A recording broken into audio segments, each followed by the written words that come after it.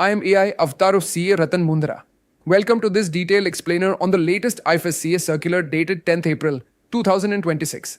This circular introduces important regulatory requirements for payment service providers operating in IFSC, particularly those looking to enter the Rupee Drawing Arrangement or RDA framework. Unlike earlier guidelines, this circular is not just a proposal. It is already in force and must be complied with immediately. This makes it critical for PSPs, compliance teams, and management to fully understand its implications. In this video, we will break down what has changed, why it matters, and what actions organizations must take moving forward. The Rupee Drawing Arrangement, commonly known as RDA, is a system used for cross-border remittances into India. It typically involves overseas exchange houses acting as intermediaries for sending funds. These transactions carry inherent risks, including money laundering, fraud, and compliance gaps. Because of this, regulators closely monitor RDA activities globally. IFSCA's new circular recognizes these risks and introduces stricter oversight to ensure that PSPs entering this space maintain strong compliance frameworks.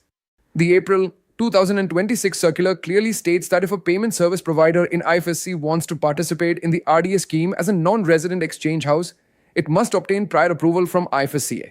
Additionally, the PSP must submit a detailed explanation of its AML, CFT, and KYC processes. This is not just a formality. It requires a complete compliance framework demonstrating how risks will be managed. This makes RDA participation a regulated entry point rather than just a business decision. Under the earlier June 2025 circular, PSPs already needed prior approval to participate in international payment systems. However, RDA was not explicitly mentioned. The new circular removes this ambiguity. It specifically includes RDA within the approval requirement and adds a new condition, submission of a detailed compliance framework. So, the shift is from a general principle to a very specific regulatory requirement focused on RDA transactions. There are three major changes introduced by this circular.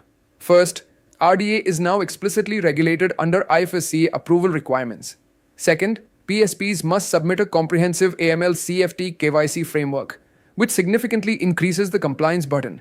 Third, the circular is effective immediately, meaning there is no transition period. Firms must act quickly to align with these requirements. This circular directly impacts business operations. PSPs can no longer treat RDA entry as a simple partnership or commercial arrangement. It now requires regulatory approval, documentation, and coordination across multiple departments. This will likely increase the time required to launch RDA services and raise operational costs. However, it also creates a more structured and credible environment for serious players in the market. The compliance expectations under this circular are quite extensive. PSPs must demonstrate strong customer due diligence processes, including enhanced checks where necessary. They must also implement transaction monitoring systems to detect suspicious activities and ensure proper reporting mechanisms. Additionally, firms must establish governance structures, record-keeping systems, and audit trails to maintain transparency and accountability. When compared globally, IFSCA's approach aligns with regulatory practices in countries like Singapore, UAE, and Ireland. In these jurisdictions, cross-border payment activities are heavily regulated, with strict AML and compliance requirements.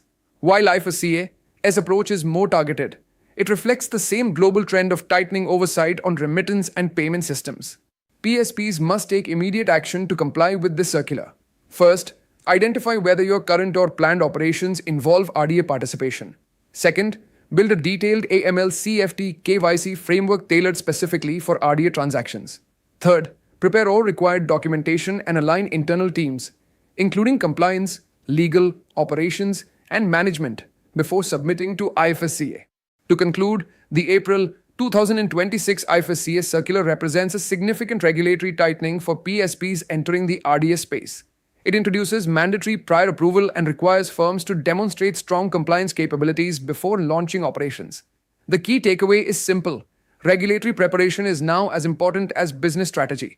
Firms that adapt quickly will gain a competitive advantage in this evolving landscape. Moonsys and Management Consultants LLP, a trusted partner for SEZ and IFSC excellence. A pioneer in establishing SEZ and IFSC units within GIFT City and India, delivering end-to-end IFSC setup.